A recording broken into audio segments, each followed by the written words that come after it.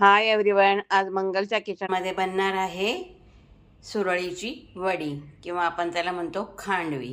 तर त्यासाठी आपण घेतलेलं आहे 1 वाटी दही, डाळीचं पीठ, अर्धा चमचा हळद, 2 मिरच्या तोडून, हिंग पाव चमचा, आल्याचे 4-5 तुकडे, मीठ आणि जिरे। आता हे सगळं साहित्य आपल्याला 1 बाय 1 मिक्सरच्या भांड्यामध्ये टाकून घ्यायचं आहे आणि क्रश करून घ्यायचं आहे। त्यासाठी आपण प्रथम घेऊया दही। असं भांड्यामध्ये दही टाकून घेऊया। त्यामध्ये आपण टाकूया बेसन पीठ,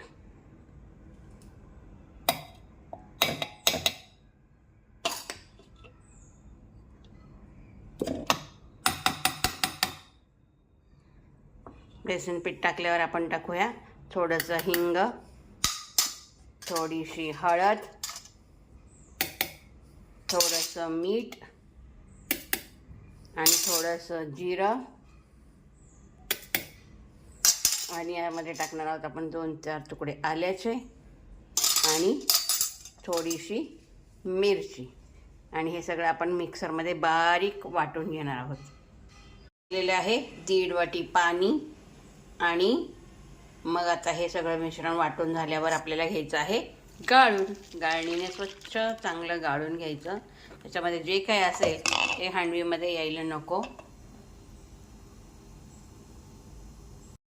आपल्याला ताट टाकायचं आहे पोह्याचा 1 चमचा तेल आणि कढई ठेवायची आहे गरम करायला आणि त्यामध्ये आपल्याला त्या ठिकाणी हे मिश्रण कढईमध्ये ओतायचं आहे आणि मंद गॅसवर त्या ठिकाणी शिजू द्यायचं।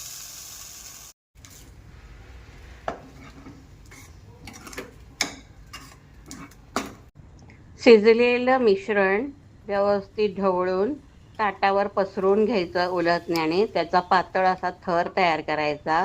तो तयार झाल्यानंतर त्यावर ओलं खोबरं, कोथिंबीर भुरभुरवायची आणि व्यवस्थित त्याचा पट्टीच्या आकाराचं कापून घ्यायचं। मध्येही एक कट द्यायचा आणि ते व्यवस्थित गुंडाळायचे हळूहळू आणि छान त्याच्या सुरळीच्या वड्या बनवायच्या। अशा प्रकारे सुरळीची वडी तयार होईल आणि खाण्यासाठी तयार।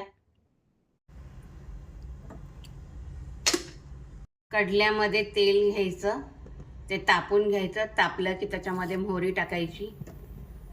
मोहरी तडतडली की मग जिरे टाकायचे।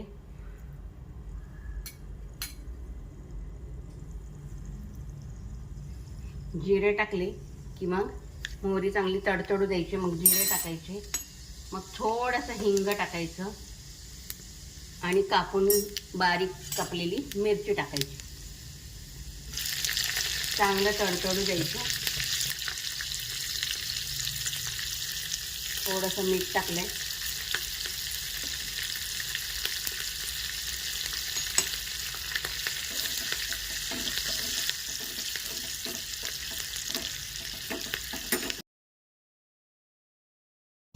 आणि ही फोडणी अशी मस्त टाकून घ्यायची याच्यावर।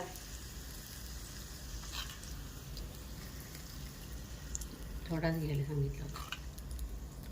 थोडंसं तयार झाल्यावर फोडणी टाकून परत थोडंसं खोबरं भुरभुरायचं आणि थोडीशी कोथिंबीर आणि ही झाली आपली खांडवी तयार। आवडलं असल्यास लाईक करा, शेअर करा, कमेंट करा।